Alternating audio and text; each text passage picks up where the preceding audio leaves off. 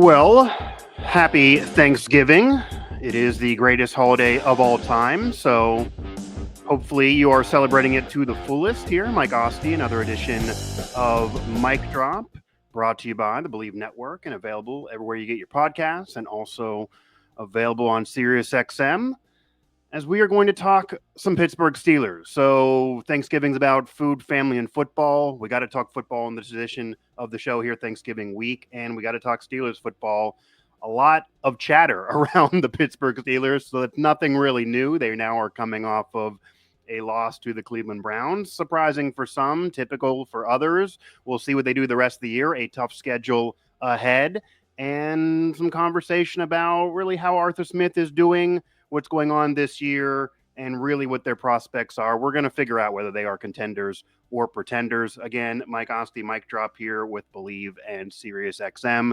And to have this conversation, I am going to be joined by a Pittsburgh media colleague, a former Pittsburgh sports radio host in David Todd, and now the host of the David Toddcast. You can also find him all over social media. So he's kind of getting back in the game. I'm happy to have him, and happy to have him now aboard the show. David, happy Thanksgiving to you. Are you appreciating? Are you appreciating Thanksgiving? Are you are you doing it big? Or are you skipping it over and getting to Christmas? Because some do. No, we're doing it big. We're having some folks over tonight, and there's actually a turkey in the oven as we speak that I'm preparing at all the preparations. I am happy to hear it then. So you definitely are doing it big. Yeah. People that skip it, you're just missing out. So yeah, I agree. I'm happy that you are celebrating the glory of Thanksgiving. And as I said, it is about food, family, and football. And if you don't like one of those and maybe don't like your family, just watch more football and hear us talk about more football. And that's what we're going to do here on this show. So I do want to get it started off of what recently went on with the Steelers and losing to Cleveland. It was a snow fest, a game that kind of maybe fell right into the Browns' hands, but also a game the Steelers did lose, and they lose games like that, and that can hurt them seed-wise, the different team, but they did drop the game to the Browns. When you watch that game unfold, did you think that game exposed the Steelers more and maybe showed they were beating weaker teams or really aren't as good as some fans thought they were? Or was that just an aberration? How would you characterize that game to the Browns? Well, I think it's kind of the season we've been riding this sine wave of performance, and I look, the offense is easy to talk about. It gets talked about all the time because of the quarterback situation. But the thing that is going to make this team an elite team in my mind is if the defense is elite, and we haven't seen that. We haven't seen that for a couple of years. They've been, look, at the end of the day, what matters is the points you give up. And the Steelers have done a relatively good job, until this past week, of keeping teams off the scoreboard. Even if they've given up a bunch of yards, they've created a lot of turnovers, which has obviously been a key. But what we've seen is in big moments, they haven't been able to get off the field. And we saw it against the Cowboys. We saw it against the Browns here in this last drive. So, while if we want to critique individual performances, I don't think we look around and say guys haven't performed very well. But I think as a unit, I think they've been a little bit disappointing. And to me, Mike, coming out of that game, it just, again, raises the question, is this defensive unit going to be able to keep teams in the AFC in the playoffs under 20 points? Because I think that's what it's going to take for them to advance. Yeah, and you're going to be facing teams that can score, high-powered offenses. You're going to be facing, the Chiefs have been a little less than normal this year, but they're going to score. The Bills are going to score. It's going to be teams that are going to score. Even the Ravens normally are able to score, but maybe not against the Steelers here. David Todd joining me on Mic Drop as we were talking Steelers on the heels of the Browns loss and right now Thanksgiving week. You did mention the defense not stepping up enough, and that definitely could be true. They did steal a game or two earlier in the year, might be the pushback people would mention. And they do that in most seasons, but then towards this point in the year, it definitely dissipates. Is there a reason why you think that is? Because Highsmith has been hurt. That some people can point to. Watt was hurt a lot last year, but Minka Fitzpatrick, who's playing very under the radar, nationally, people are now starting to criticize him, some locally, but he's not nearly what he was when they initially traded for him. are they just having key players get old? They don't have enough stop gaps at other spots. Beanie Bishop, of course, who I covered at West Virginia, he's a rookie that stole the Jets game. But outside of him, is there not enough youth? What do you think is the reason why this defense is maybe not championship caliber? Yeah, good question. Look, there's no question they've been pretty good. And the question is, are they going to be elite again? So, okay, let's talk about a couple of things you talked about. One is pressure on the quarterback, and I think that's been a key. I think there was a fair bit of talk this week about their sack numbers being down versus what they've been in years past. That is certainly an issue, and we can look at T.J. Watt, and it got asked in the press conference. I think it was our buddy from the AP, I think, who asked the question. Oh, Will? Okay, yeah. Will asked about moving TJ around, and I talked about it on my podcast immediately after the game. Is we saw TJ move around a little bit in the Giants game, but TJ for 6 or 7 years is just lined up on that left side, and it's go get to the quarterback. Yeah. And look, teams have decided that rather than have a guy have the impact that he can have, the impact that Myles Garrett had on Thursday night, is they're going to chip with the tight end, they're going to chip with a running back, an H-back, whatever they're going to use, but they're basically going to put two guys on TJ the whole game, and that's going to diminish his impact, and I think it has. And so, okay, factor one right there. Two, Minkah, I think it's a great point you brought up. And the Mike Tomlin has been asked a question, and I think Terrell Austin has been asked it even more frequently about Minkah and his influence. Because look, we know safeties, cornerbacks, their stats are offensive dependent, right? If the offense doesn't attack your area of the field, it's hard for you to be a consistent playmaker. Okay, understood. But what we've heard consistently from the Steelers brass is that Minkah is taking away the middle of the field. They're playing him as a deep safety, kind of the over-the-top guy, and teams aren't attacking there. Well, I'll tell you, what we've seen is we haven't seen that many passes straight over the top, but we've seen a fair number of passes in the intermediate to even deep middle, and we've also seen Minkah come up on plays and miss some tackles. So I think the criticism is warranted and valid. And the question, and I think Minkah's been asked about this a little bit too. Well, Deshaun Elliott's been probably better than people, realized or expected coming into the season. I think Minkah needs to be more of a playmaker. And I don't know if that's going to be the Steelers need to scheme him to free him up to do more. But, man, I commented on the fact that, if you're going to have Minkah 15 yards behind the line of scrimmage, he better be knocking down or breaking up those passes that are 12 to 15 yards over the middle, and that hasn't been happening. So those are the two primary things. The other thing is just a general pass rush. I didn't think they got enough pressure on Jameis Winston in the game on Thursday, and I think that was a huge key. I finished with I don't know in those two games they just finished with maybe 5 sacks, but just not getting enough consistent pressure. And having said that, in this game, Mike, getting 3 turnovers, you think that's a guaranteed game winner, win the turnover battle by 2, but it didn't happen. Yeah, you would think so. Yeah, it was one of those weird games, one of those anomalies, and Jameis Winston had one of those days that it felt like he had a vibe and was destined to get that victory, but it still was a game the Steelers should have won, and maybe it'll come back. We're going to see a lot more of them against divisional opponents. They have the Browns again coming up, and it could be off injuries. It could be off players getting older.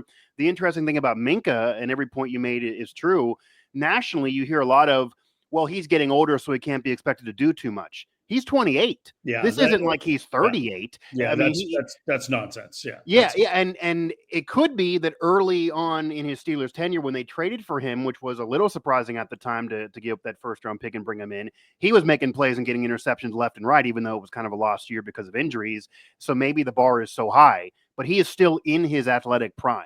So if he's having trouble being able to do that again or making plays while other teams are scheming against him, then you do need to figure it out. But maybe Minkah is not, Troy Polamalu. Maybe he's not a Hall of Famer. Maybe he had just that couple years early on in his career. That is something to think about now. He's 28 again. He's not 33. Right. And that's a great point. And I do think it's more scheme than athletic ability or understanding the game. I think it's, obviously some of this had to do with the fact over the past 2 years, you've kind of turned over the secondary. There's Sure. kind of getting to know the guys you're with. Dante Jackson, I think he's had an okay season.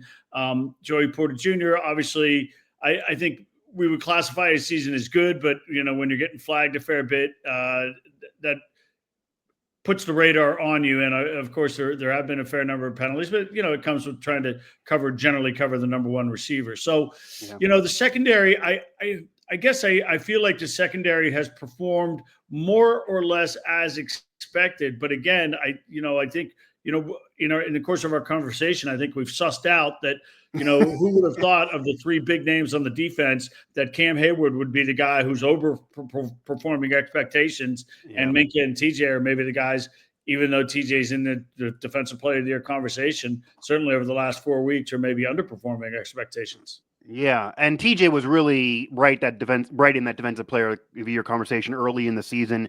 You could argue that it's dropped back a little bit. Minka is absolutely a disappointment so far this year, and Cam Hayward, it's hard to expect much more at his age, but right now is one of the better players on the defense. The star of the secondary is the surprising, I mentioned earlier, Beanie Bishop, who is vying for rookie awards and was an undrafted free agent that I covered him. He had a great consensus All-American year at WVU, but I don't think anyone expected this right away. And if you're relying on that being your best player in your secondary, that's where the issues could definitely arise. David Todd here joining me on Mic Drop as we're talking Steelers. And I do want to now pivot. You mentioned everyone's talking about the offense. Well, we are going to have to talk about the offense as well. How do you think the offense has performed? Obviously, a little bit less than it was when Russell Wilson first took over in recent games. You could argue AFC North football and weather, but when he took over for Fields, there was a boom there. Fields and the offense was okay, better than last year, but now the conversation has moved to how is Arthur Smith performing? And I could argue, and I threw it out there, Steeler fans pretty much just always hate the offensive coordinator no matter what, but it feels like the fans are turning on him a little bit, and the same people that loved him in weeks 1, 2, and 3. How do you think the offense really is performing, and how do you think Arthur Smith is really performing for you? I would say fine, and Arthur Smith's not the problem. Look, I went to town on the decision to throw on 3rd and 4th, throw deep with Justin Fields in the game when the Steelers had a chance to kind of salt that game away, really. And my issue isn't. And I'll make this point, Mike, and I feel like I make it all the time, but I love when teams take shots on 3rd and 4th and short, when they take shots down the field with elite receivers. When you've got you can usually catch somebody. Yeah, that's how you right. I mean, you're going to get single man. You're not going to get safety help. They're going to be 8 or 9 guys in the box in those situations. So if you get George one-on-one, or you get Jamar Chase or Justin Jefferson or whatever, Ben used to do this all the time, and people lose their minds when teams don't convert. But it's a real opportunity for big plays and for points. My problem with this play was threefold. One is this isn't a situation where you needed points. It was 3rd and 4. You were just trying to win the game. So big yardage wasn't the issue. Mike mentioned it. He was asked about it in the press conference. I think, again, maybe it was Will. Will does ask a lot of solid questions, and he always texts me and says, look out, it's going to be my question everyone discusses again. So tip of the cap to Will Graves.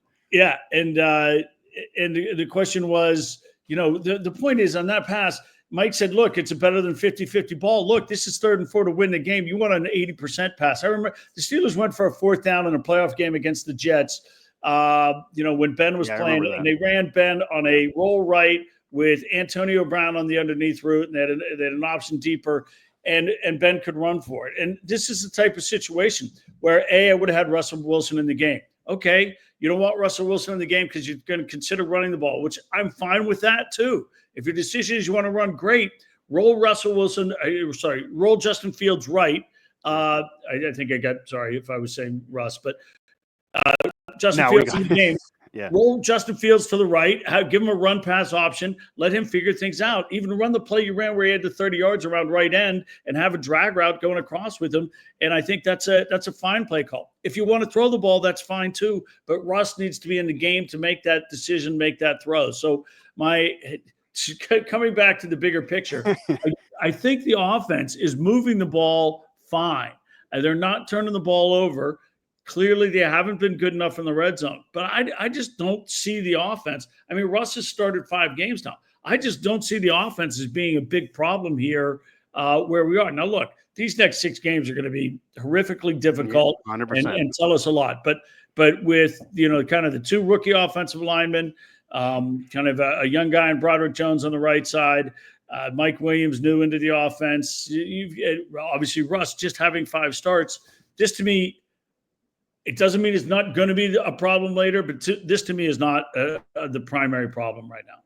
Yeah, I don't think it is either. The naysayers of Arthur Smith, even though it's also, regardless, it's just insane and unfair to be evaluating him and some people wanting him fired in the middle of year 1. That's ridiculous. I mean, that's the thing that Steeler fans do, and I'm calling him out because it's just the case. But what they would bring up is with the defensive prowess, again, that Jets game and all of Beanie's turnovers and defensive scores, that had 37 points, but some of that was from the defense. If you just look on the offense alone, the only 30-plus point game is against the Raiders. The rest of them are in the 20s, high 20s, and then the recent ones, 19 and 18, even in the win. So that's what they're going to bring up, that if the offense only got you 30-plus one game, the defense had to do it the other game. The defense is now struggling, and as you said, offenses in the playoffs are going to score. Can you score 30 in a playoff game without turnovers from the defense? If not, are you a contender? That would be the naysayer argument. Yeah, look, it's difficult to argue against any of that stuff. If your argument's going to be you got to score 30 in the playoffs and the defense can't help you, well, it's going to be a tough task. I mean, I don't think teams are going to score 30 against the Steelers in that situation either. So, look, they need to be better in the red zone. I don't love their decision making in short yardage situations. I don't think they have an identity. I don't think they have a go-to play that they can then play off of. I'm not against the 2 QB situation, but teams are going to know if you put Justin Fields in that you're probably going to run the ball with him. So you need to have some options off of that.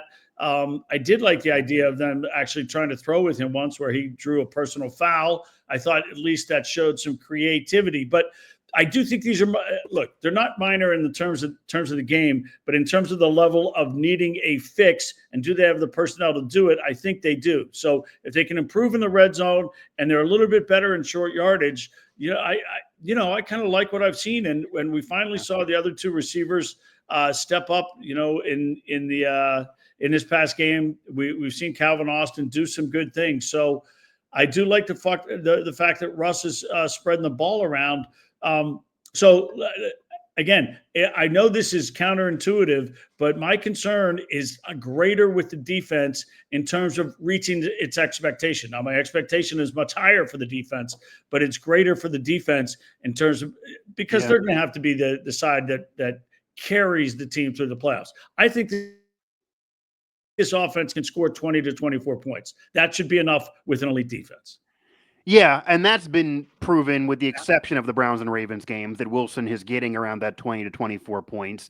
You would also expect the defense when you have somebody looking and vocally wanting Defensive Player of the Year that they got to step up and do more. You're going to have weather in the AFC. If you have a home game in Pittsburgh, which is not a guarantee, but if you're going to have that in the postseason, you're going to have weather. So you do figure that 30 points are not as much of a guarantee for these opponents in the playoffs as they would be in the regular season. So that's all fair too. I do want to just quickly ask you, do you think they're using George Pickens to his fullest? He's a very talented receiver. Some are still expecting off of PTSD from Brown and others, maybe Juju too, that it's eventually going to end bad. He's very talented. They now have other receivers that can force it to not just be double coverage on him, and Calvin Austin stepping up is a big part of that. You have a veteran quarterback in there who now can spread it around. He's had big games, but there's other games where he's not been able to have an impact. And this has kind of been the story of him since he's become a Steeler. Yeah, look, he's a third-year guy. He's, at times he's shown a level of immaturity that I'm sure raises the hackles for Steeler fans and probably the coaching staff. But I think George has had a really solid season. He's top 10 in the leagues in receiving yards, even with kind of the shuffle at QB. So, the fumble against the Colts obviously hurt. Yeah. The silly play of stepping out of bounds when he's trying to get more yardage. There was the personal foul. There are little things we can point to, but George is a He's obviously a unique talent. Maybe not jump at everybody who's trying to tackle him. Yeah. He's doing the stuff we see at training camp in games, which I don't know if you always need to do. Yeah. True. So look, he's rough around the edges for sure in a lot of ways, and certainly in front of the microphone as well. But look, I think the Steelers. If you asked most Steeler fans or coaches, said, "Here we are, 11 games into the season. Here are George's numbers, and he's top 10 in the league in receiving yards, and he's got X number of catches," I think you'd take it. I think what we've seen from George is good. Still like to see a little bit more of the root tree and maybe a little bit more in breaking stuff, but we've seen a little bit of that with Russ. So yeah, I got to say I'm generally pleased with where things are with him. Yeah, and I thought when they drafted him, especially with him dropping a little bit in value because of maybe the issues that we're talking about, that they arguably got a steal, that they got a future wide receiver one. I don't know if we've fully seen that on a regular basis yet, but we definitely have seen flashes, and the numbers are there now. Top 10 is where you want it to be. Could even go more in the future. The talent does not appear to be the problem, especially this year now without having to do the young quarterback, carousel. You do have Fields, who's still young and unproven, but Wilson's been the veteran. Questions on him in Denver, but he's done enough so far with that talent. There's a lot of teams out there, kind of like what you're alluding to, that would trade the Steelers' talent on offense for what they have. David Todd here joining me on Mic Drop on Believe and Sirius XM as we are talking Steelers, the state of the Steelers season here now at Thanksgiving. David Todd, a former Pittsburgh sports radio host and current host of the David Toddcast on YouTube. You can also find him on social.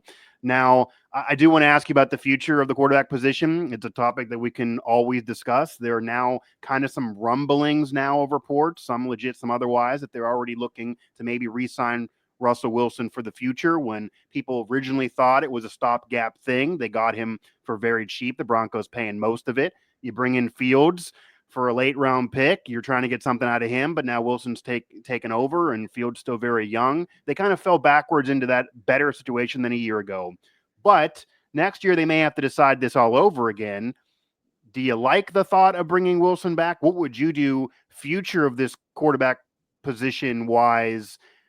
Because money won't be as much of a just barely having to pay anything as it is this year for the QB position, and you got to be able to build around that as well. Yeah, I was going to have to write some checks. Look, I'd go to Russell Wilson, assuming this season, assuming he gets them into the playoffs and performs at the level he is now. So using the data we have right now, I'd go to Russell Wilson and offer him something along the lines of 3 years, $100 million with $60 million guaranteed.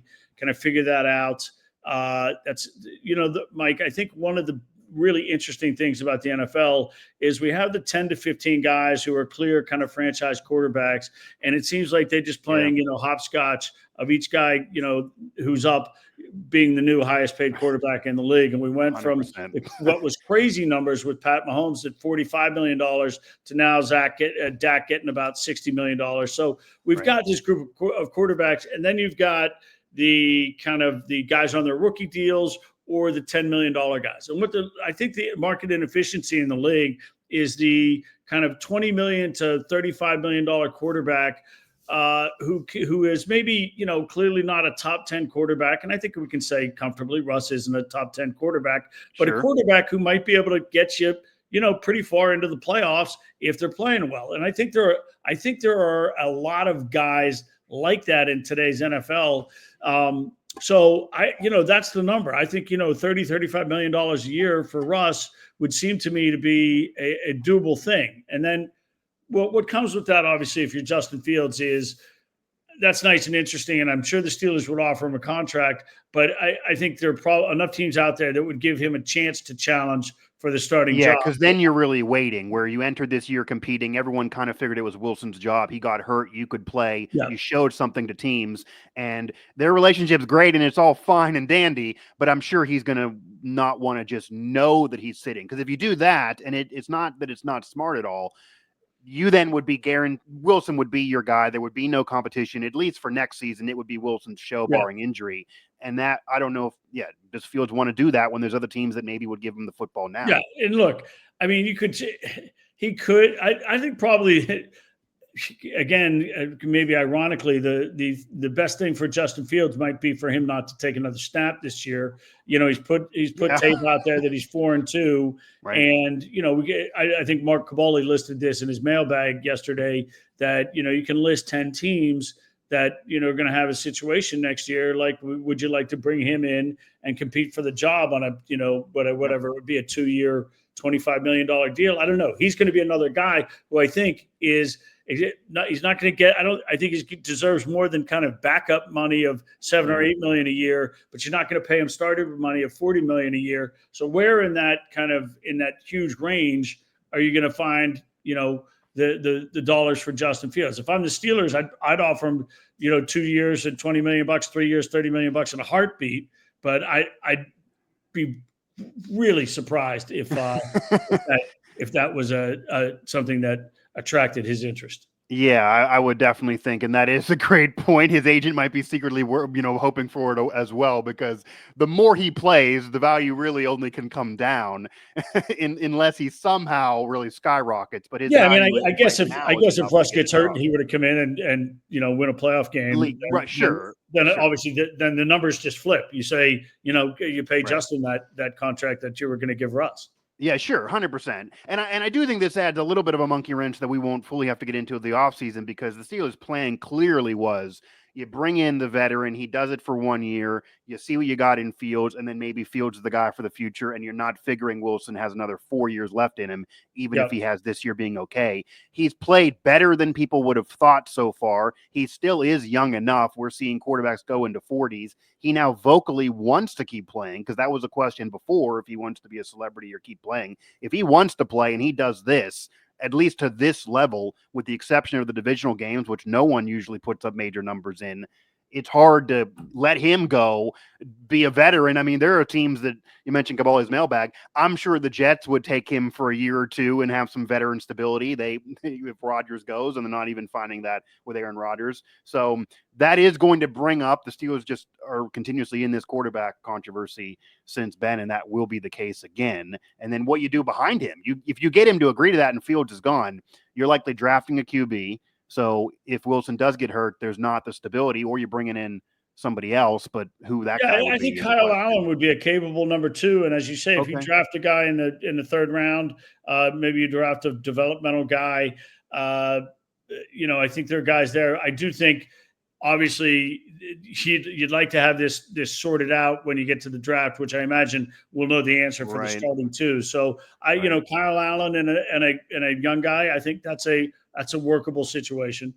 Yeah, that's fair. David Todd again, former Pittsburgh radio host right now of the David Todd Cast. So as we round things out, a couple things. So number one, I just want to get your take, because this is a constant polarizing conversation around Mike Tomlin. It clearly now is he's going to finish out this deal and be the Steelers coach for really as long as he probably wants to be. There's been people who've wanted him fired for years, but that was never going to happen. That's just not what they do. They are, once again, a team that's winning this year. You could put holes in it if you want off the schedule or whatever, but he's doing enough that no one's firing him right now.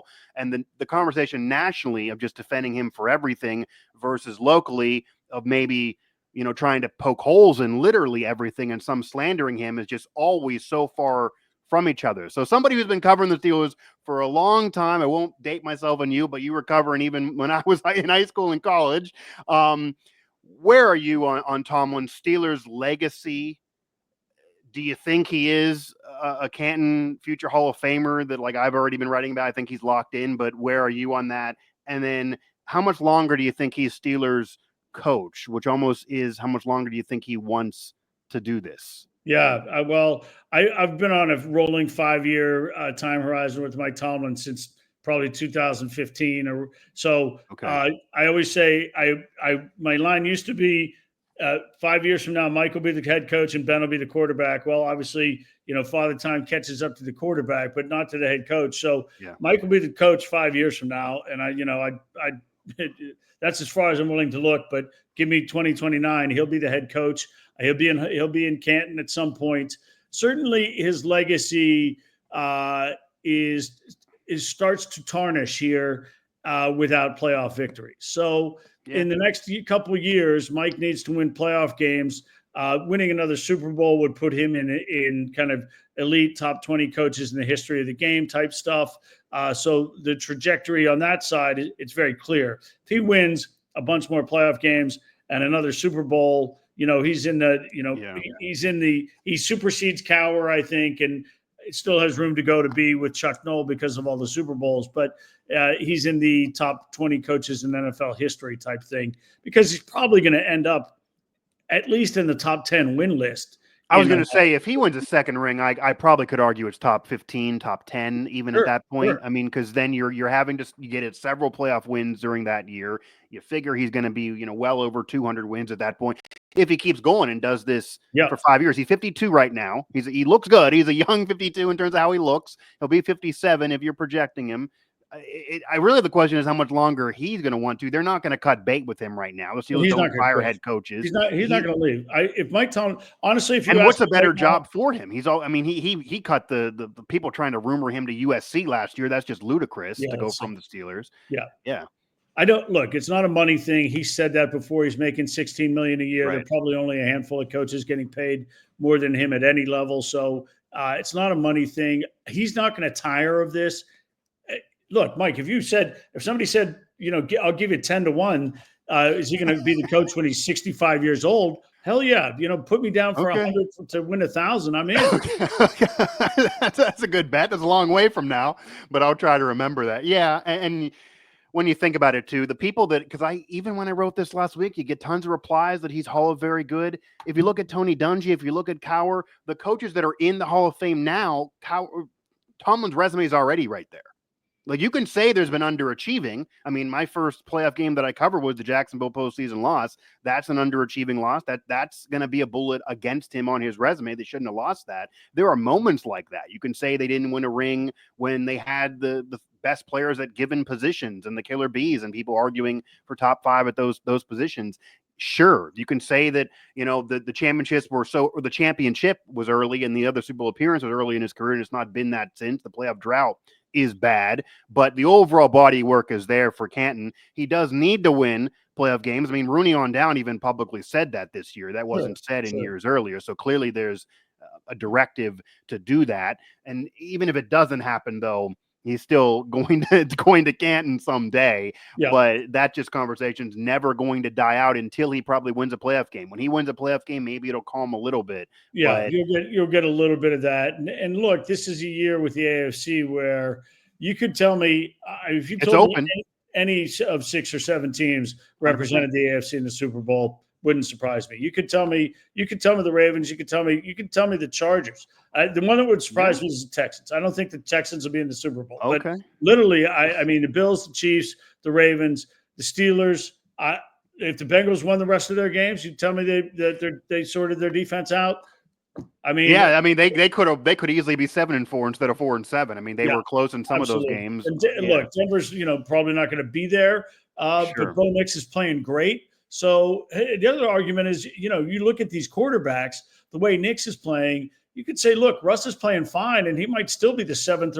Or, C.J. Stroud might be the worst quarterback in the group, coming off an amazing rookie season. Of the 8 guys we're talking about, I mean, you've got elite quarterbacks almost across the board. Yeah, that's wild to say because of how great it was last year. Some were thinking the Texans were a sexy pick because of that, and that's fallen off. And he's fallen off. But, I mean, even at the falling off point, it's still looking to be a solid career for him. So, yeah, it is wide open this year. And the schedule is going to be really proving to whether the Steelers are going to have a solid seed, maybe could have a home playoff game, maybe could win a playoff game. Part of the problem, as you know, during this slump and drought of not winning a playoff game, they would drop games like the Browns game. They would end up as a low seed. They'd have to go on the road like Buffalo last year, and then it's a snow crapshoot, and they're the worst team, and they lose, and then you're kind of done, and no one expected them to do anything. If they want to win playoff games, they got to get some of those, and they got to be a seed with either a home game or in a better situation where it's not always the worst matchup possible. And that's kind of been the story. Look, I think with the step forward at quarterback, that the 100%. Ability to win a playoff game is completely different now. I just think it's, where they were the past, at the end of Ben's career in the past few years. It's just you're right. You're staring up a mountain. But now with this group, give me a healthy team in the playoffs, and they're even money with most of these teams. Yeah. I mean, that definitely is fair. I was kind of going to close and ask you where you think the Steelers do stack up in the AFC. You kind of talked about it, but it's very, very wide open this year. The Chiefs are not what they were the last couple of years, even though they're getting lucky. And the Bills have proven to lose in the playoff despite being very, very good. There's nothing that guarantees the Steelers can't win a playoff game, but there's also a possibility they lose some of these games in the schedule. They lose right away. They don't go anywhere in the postseason. And if that happened, I wouldn't be surprised either. I agree with everything you said.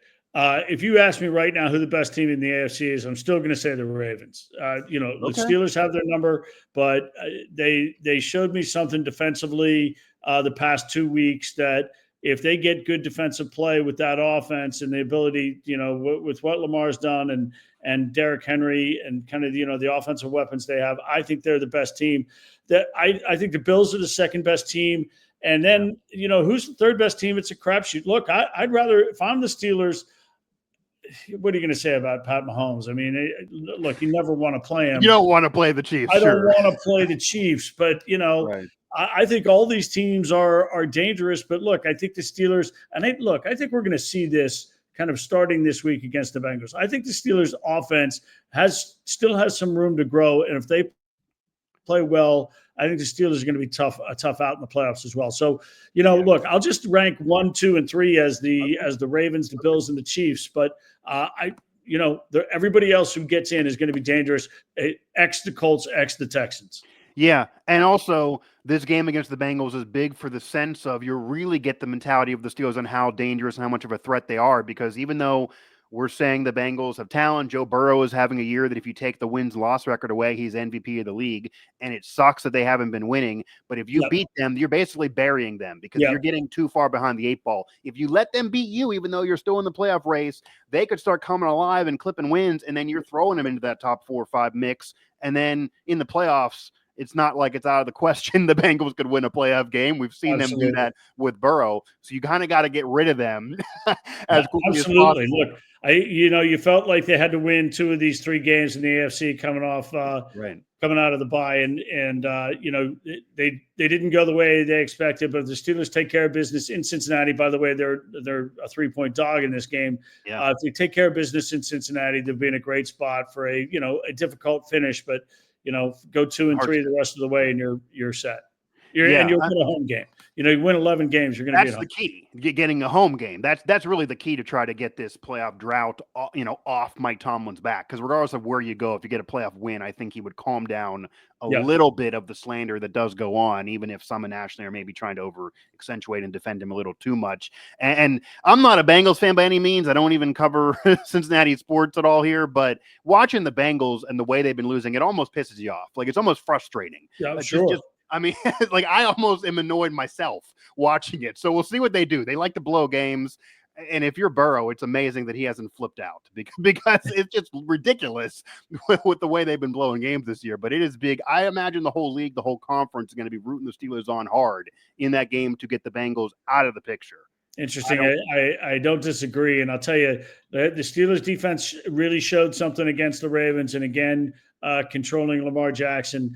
If they can do the same with Joe Burrow, hats off to them. That will be a feather in their cap, and certainly will raise kind of the Steelers 100%. Profile again as 9-3. And look, we talk about the difficulty of the schedule, and it for sure is, but other teams are going to have tough games as well. We've got tomorrow night Miami, who's playing really good football, playing in Green Bay. That's going to be an interesting one, and we'll see how things go. Yeah, and the Steelers did what they have to do. This is what Mike Tomlin would say, and maybe they didn't always do in past years where they dropped early season games. Their schedule was clearly, everyone knew this, was going to be easy at the beginning of the season and hard at the end. And maybe they don't like that, but they took care of business in the beginning of the season.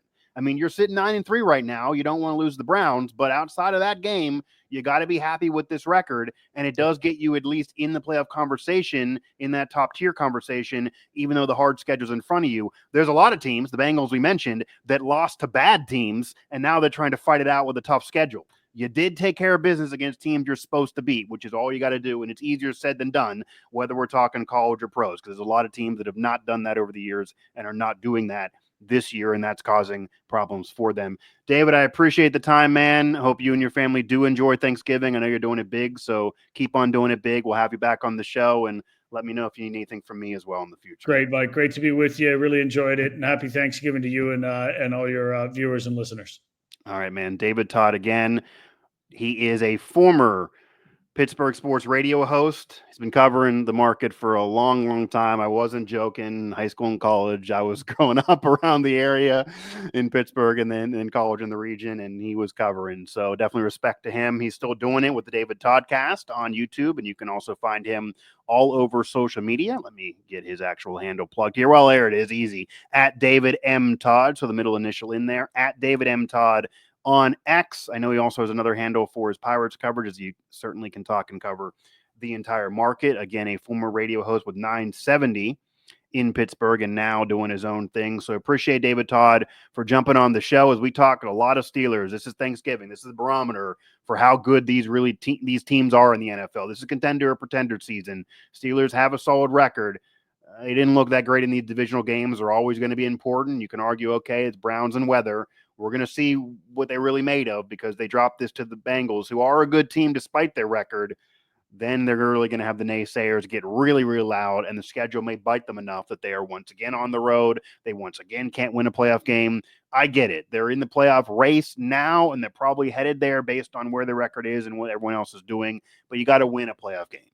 You got to just win a playoff game. You can't just get in the postseason. You can't get in and say, it's Buffalo on the road and snow, so whatever happens, happens. You want to win. You want to have the game at home. You need to get some playoff victories. And as much as David and I can go all day on Tomlin's a Hall of Famer regardless, his resume is similar to Cowher and Dungy, who are already there. The people are too hard on him in a way. They do slander him. They do ignore the years where he wins more than maybe he should with talent. They do ignore getting close to the playoffs with Mason and Duck, and even so far this year, they do maybe ignore that managerial-wise, either Kevin Colbert or the franchise maybe messed up the end of Big Ben's tenure and put him in this QB mess, and it wasn't all Tomlin. And we also acknowledge, of course, that Tomlin did lose some playoff games he shouldn't have lost. He did lose that Jacksonville playoff game he shouldn't have lost. He had dropped games like the Browns game this year that made it tougher on him in the postseason and seed-wise that then ruined those years. And he did not win a ring with Ben, AB, and Le'Veon Bell together. They, got to one with AB early, and Ben has the ring. Has the two rings from before, one with Cowher and one with Tomlin, but they didn't win a ring when all three of them were together. They were against the Patriots dynasty. Now they're against the Chiefs dynasty, but that's not an excuse. The fans want at least a playoff win, let alone championship. So we get all that too, but a playoff win would calm down some of that noise, and he's already locked in to be with the Steelers as long as he wants, but it would at least calm down some of that noise. But there's no guarantee that happens either. A tough schedule ahead. So we talked a lot about the Browns loss and the Bengals ahead here. If you're watching this after the fact, this will be up there on the Believe Network mic drop page for all eternity. So you can certainly listen and watch this archive-wise as well as on my social and my YouTube, etc. So if you are doing it more for the evergreen conversation, after that coming up, Bengals game after Thanksgiving, post-Thanksgiving weekend there, you're going to have another opportunity at the Browns. That one's at home. That is a must-win for sure, just for vibes. You lose on the road in Cleveland because of weather, okay. You got to win the home game. Weather might be bad again, but you got to figure it out. You're the better team. They're not good. You can't drop both. Then you have the Eagles, who look like a legit Super Bowl threat, an NFC threat once again. Saquon Barkley is gashing folks, and that is an understatement. He's a Penn State product. He's going to want to come into Pittsburgh and do it big. So that is an issue, or actually that's games in Philly, but you get what I'm saying. He's going to want to do it against the Steelers for sure and kind of own the state. They are a good team. That's going to be rough. You have the Bengals matchup, or you have the Ravens matchup, I'm sorry, and obviously that's always going to be a problem when you have the Ravens matchup, and that one is on the road in Baltimore. You then have the Chiefs, who have been more lucky than good, as David and I were talking about, but they still got Patrick Mahomes. They're still good. They still have a coach in Andy Reid who is higher than Tomlin in any all-time rankings, as well as Cowher, and maybe flirting with Nolan Company for best coach of all time if you look at his body of work and Andy Reid. They don't lose at the end of the years. They get better and they win titles. They're poised for the playoffs once again. That'll be rough on December 25th. And then the Bengals again. Bengals might be dead then. Or if the Bengals beat you and keep on fighting and scratching and clawing, they might be really trying to get in the postseason at that point. They might be better at that point, and they might want to drop you off seed-wise. That game could matter. Maybe it won't. It depends on what you do against the Bengals on December 1st before you get to January 5 and how both teams fare the rest of the way. But that is not an easy schedule. They do need to win most of those. They're not going to win all of those. Breaking news, they're not going to win all of those. And they do need to win a playoff game. There's a directive to do that. There's a sense of urgency to do that. There's no guarantee that happens. Doesn't mean Tomlin's not headed to Canton if they don't do it. It doesn't mean the future's crap if they don't do it. They did get enough out of Wilson this year. I do agree to try to offer him a deal for next year. But it does mean the defense needs to step up and give you more. It does mean they need to do more offensively outside of what they did in those divisional games. Certainly when you play the Chiefs, the Ravens and Eagles, and even the Bengals, you're going to have to score. Maybe the Browns, you don't. That kind of was probably an aberration on the Jameis Winston game that happened in Cleveland. But a lot still ahead of the Steelers, a lot more to talk about, a lot more to debate about, a lot more noise is going to surround the Steelers nationally and locally, as it always does. And keep it right here on Mic Drop. We're going to talk about it. So this has been another edition of Mic Drop, powered by the Believe Network and available everywhere you get your podcasts and SiriusXM. Again, thanks to David Todd for joining me for this conversation. Enjoy your Thanksgiving. Do Thanksgiving big like David and myself. We both are. You should too. It is the greatest holiday of all time. It is about food, family, and football. What more could you ask for?